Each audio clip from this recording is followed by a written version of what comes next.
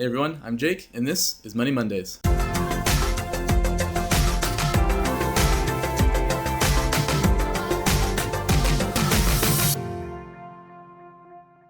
So in the world of financial planning, there's a lot of arguing about how professionals should be charging their fees. Some people say that you need a fiduciary, some people say that you need a fee-only advisor, some people say you don't need either of those and you need something else entirely. So I want to clear up all the misconceptions surrounding advisor fees as best I can. So first, let's start with the different types of advisors. The title financial advisor is actually really broad and covers a lot of different professions. People who sell insurance would call themselves financial advisors, people that manage investments, people that give you credit advice or financial aid for college advice. Any type of job where someone is giving you advice about finances, they can call themselves a financial advisor. So with all of these different professions that fall under the financial advisor title, you might see each of them charging for their services differently. Regardless of what type of business you work with, you're going to want to know how you're going to be charged before you enter into any contracts. So here are some things to look for before you sign on the dotted line. So what most people expect when they work with a financial advisor is someone that's going to help them with their investments. That's the most common type of financial advice. But regardless of what kind of advisor they are, whether they work with investments or any other types of products, there's basically three ways that they charge for advice. It's by commissions, by fees, or a combination of the two. So let's break it down. The first type is by commissions. So this means that the person who's selling you investments is getting a commission based on all the investments that they're selling you.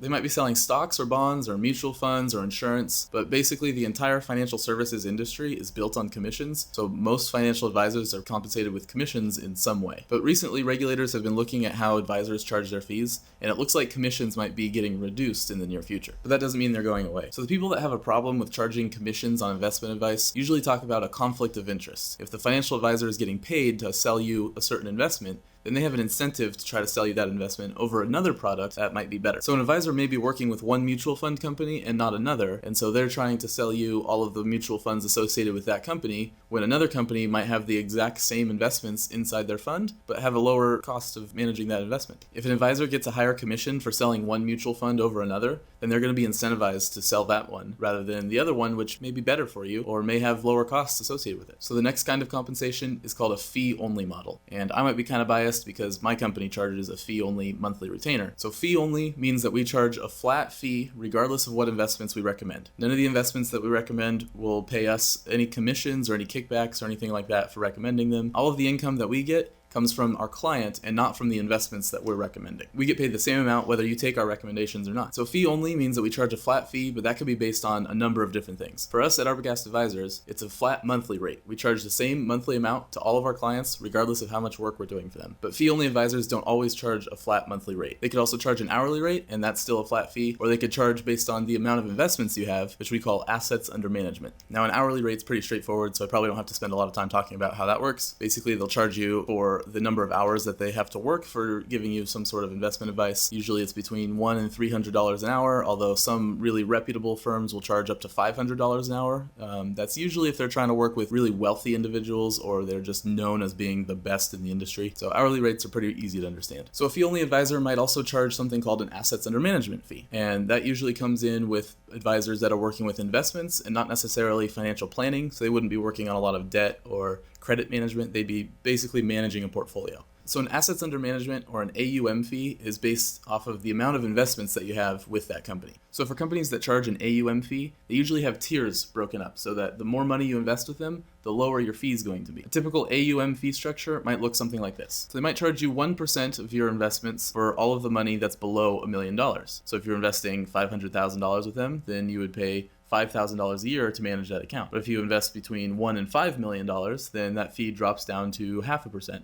So investing $2 million with them means that your annual fee is $10,000. They might have an even higher break if you invest even more money with them, and that could be even less than 0.5%. So some companies charge this as an annual fee, where that 1% would be for the whole year, but they actually have you pay it in monthly or quarterly installments. So if they paid quarterly, they would just take that 1% and they would charge you 0.25% every quarter, every 3 months. A lot of companies also have the ability to take the fee directly out of your account. So instead of writing a check every quarter for your investment advice, they would just remove it from your account as your fee, and they'd send you a statement saying that they were paid from the fees in your account. If you don't understand any part of the contract that you're signing or how the fees are calculated on your account, then you should ask your advisor. And if they're not able to explain it to you more clearly, then you probably shouldn't be working with them. So the reason I'm a fan of the fee-only method is because it takes a lot of the conflict of interest away from the advisor. Now, there will always be some conflicts somewhere, but the more you can do to minimize those, the better. Some of the conflicts that come up with a fee-only advisor have to do with keeping the investments in your account and not using them for other things. So if you came to an advisor who was paid based on an AUM model and asked them if you should take out your money to pay off your mortgage, they would be incentivized to say no, because they would want you to keep all of that money in the account because they're getting paid based on the amount of investments that are in your account. If you take some out, they're going to get paid less, and so they don't want you to take any out. So it's always a good idea to think about the incentives for the advisor whenever they're giving you any recommendation. So the last type of advisor compensation is a combination of fee-only and commissions. It's actually usually referred to as fee-based rather than fee-only. And this means that the advisor might be charging you a flat fee, just like in the fee-only method, but they might also be getting compensation based on commissions from the investments that they're selling you. This could come through mutual funds or insurance or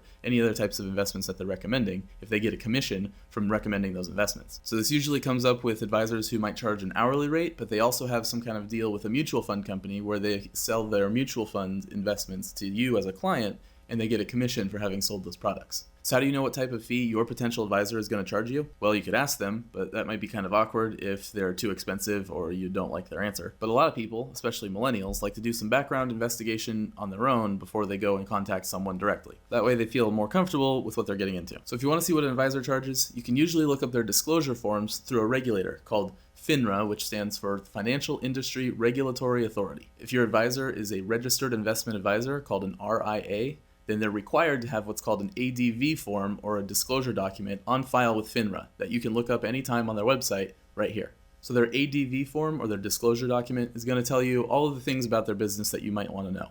How long they've been in business, what kind of fees they charge, the services they offer, and all kinds of information about the risks associated with investing and stuff about their history that you probably didn't even know that you wanted to know. So you can look up any broker or registered investment advisor, RIA, through the FINRA Broker Check website. And if you want to check out Arbogast Advisors' ADV form or disclosure information, I'll put a link in the description below where you can check out all the FINRA-related registration information about our company. But in the ADV form, you'll also be able to see other important information, like if they have a minimum investment, which a lot of companies do, or if they have what's called a lockup period where you can't take your money out once you put it in for a certain amount of time. Usually that's not a problem with investment advisors. They don't have a lockup period themselves, but they might give you investments or recommend investments to you that do have lockup periods. That comes up in hedge funds, but those are usually for more wealthy people. But it comes up a lot more in insurance, where they have something called a surrender charge, where if you buy an insurance contract, you have to hold on to that contract for a certain number of years before you're allowed to sell it.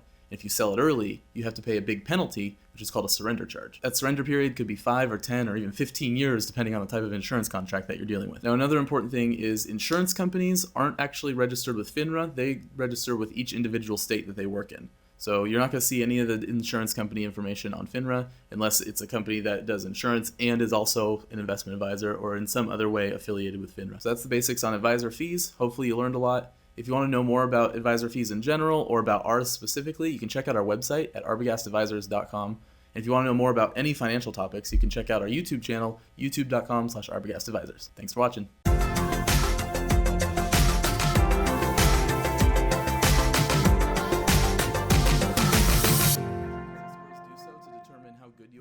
Paying back what you owe. So they check to make sure that you're not overdoing it, like you're borrowing way more than you can possibly pay back, and they want to make sure that you have a good history of